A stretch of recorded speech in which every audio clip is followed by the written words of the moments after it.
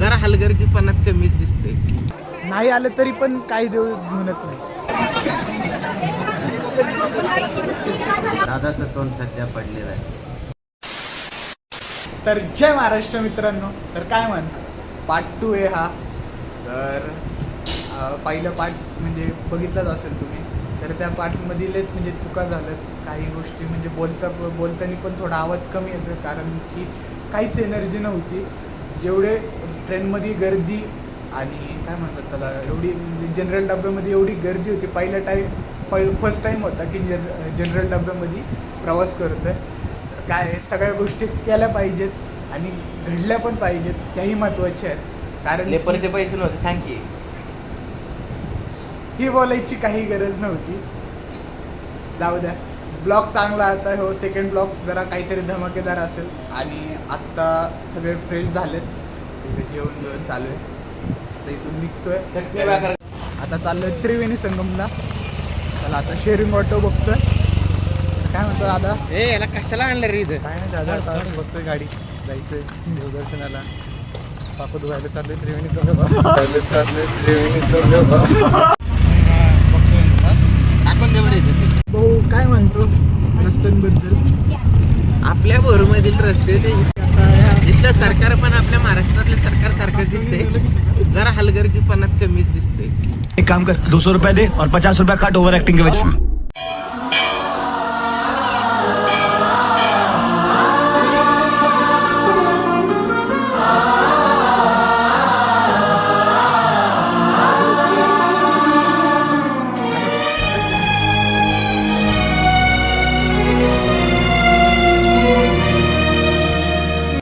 हा त्रिवेणी संगम आहे.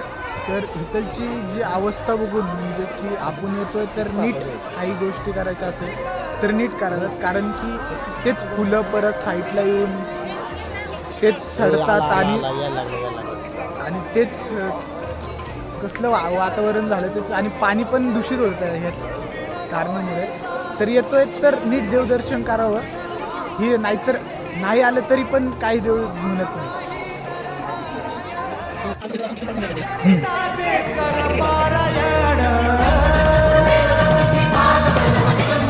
गुरुविण नाही नर नारायण, गुरुचरिताचे कर पारायण.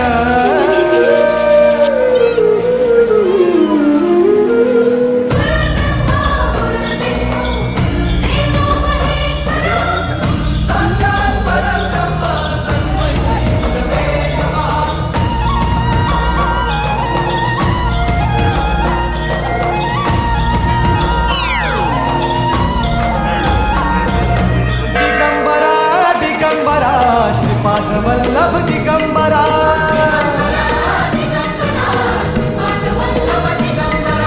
प्रथम अवतार दत्त गुरूंचा जन्माला पिठापुरा.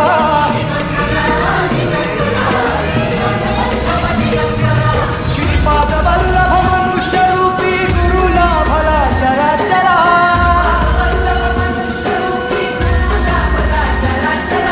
जय विजयी भव दिग्विजयी भव श्रीपाद वल्लभ दिगंबरा.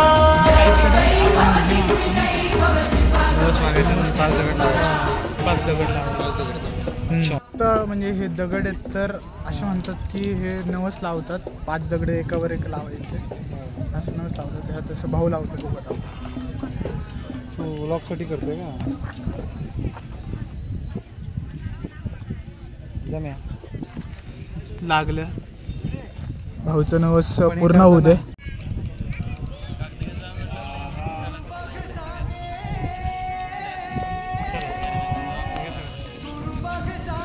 पाच वाजल्यापासून सांगतोय की येतो 5 मिनिटात. तर आत्ता वाजलेत किती वाजलेत ओमकार? 12. हा 12 वाजले. माने हा 5 मिनिटं म्हणून दुपार लावले त्यांनी. आमचं दर्शन झालं पार त्रिसंगमचं. खरंच अपलोड करा बरं का. मैं मोदी साहब से गुजारिश करता. चला आता आलो मंदिरापाशी. तर बघू आता आरती आहे. आरती झाली की त्यानंतर जेवण, त्यानंतर आधी राधाच्या घरी जायचं. चला बघू आता अजून काय होतं.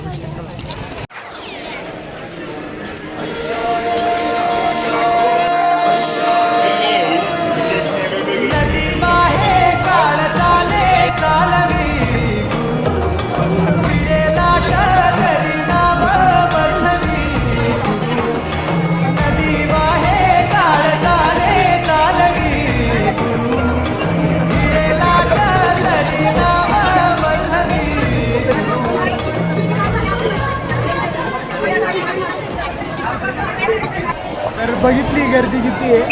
तर पास काढायचे होते तर पास नाही काढलेत. त्याच्यात आमचे दोन भाऊ लोक मागं तिथं थांबलेत हे आणि आम्ही दोघं त्यांची मजा घेतोय. तो काय पास बोलायचं काढायला काय झालं? हा क्वेश्चन अख्ख्या ह्या ब्लॉगमध्ये अख्खा असा राहील. पास काढायला काय झालं, पास काढायला काय झालं. गजब बेइज्जती है. चलो चला मजा येते. डायरेक्ट प्लॅन होते चलो तिने की आमचा क्वेश्चन फेल झालेला आहे. अरे सक्सेस झालं रे बाबा. म्हणजे की 200 रुपयाचा वाचवलं आणि आम्ही. याचं श्रेय प्रमोद अण्णा फोंडे यांना जातं. तिथे आम्ही अजिबात येणार नाही. या निमित्ताने मला तिथे आम्ही अजिबात येणार नाही. पैसे घालवणार होता.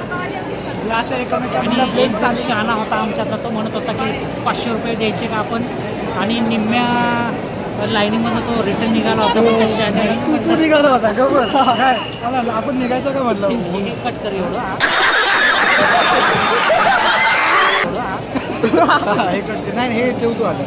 अशा रीतीने आलेलो. आता मला पार्टी द्यायचं म्हणतोय. नाही आम्ही गेल्यावर मी त्याला मागणार आहे पार्टी, तो देणार का म्हणतो. असं आलो आणि आम्ही. आम्ही आलोय खाली आणि अशा तऱ्हेने फक्त महाराजा मला चला मंदिरात.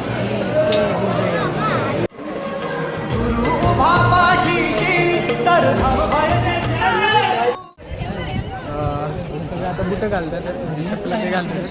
पण मंदिरातली ती मूर्ती होती ना, तर ती एक झलकच अशी झाली की निशब्द, की जेवढा पण आमचा ड्रेस होता की आम्ही जेवढं 1-2 तास त्या लाईनीत थांबलो तर ते सगळे तो सगळा ट्रेस एका सेकंदात, म्हणजे की एकदा एका काय म्हणतात बोलायला पण शब्द नाही आहेत. तर आत्ताच आम्ही प्रसाद काढला. तर तो स्वामींचा प्रसाद होता. तर तो भात होता. तर त्या भातात ती आठवण म्हणजे की शाळेतली आठवणच झाली. एक शाळेतले तो 10वीचे दिवस मधली सुट्टी हे सगळे एक डोळ्यासमोरून गेले. खूप छान वाटलं. काही गोष्ट अशी की म्हणजे की विरुद्ध नाही जाते.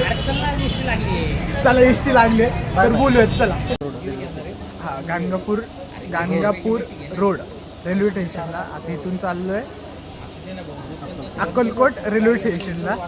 तिथं अजितदादाचं घर आहे. तिथं थांबणार 1 दिवस ते. आणि हा ब्लॉग बघू आता घरी जाऊनच एंड करेल. तर आता बघू कुठं जायचं आणि काय दादा काय बोलायचं. काय नाही, आज एन्जॉय संध्याकाळी. पण आज मंदिराच्या इथं चाललो होतो सर. आता सगळेच खुश आहेत कारण की आता जनरल डब्यातून प्रवास केला आणि आता अख्खी मोकळी रेल्वे मिळाली आहे. तर सगळे खुश आहेत. दादा अरे माझ्यासारखं तर खुश आर्स की काळी एक मारता वाचलं.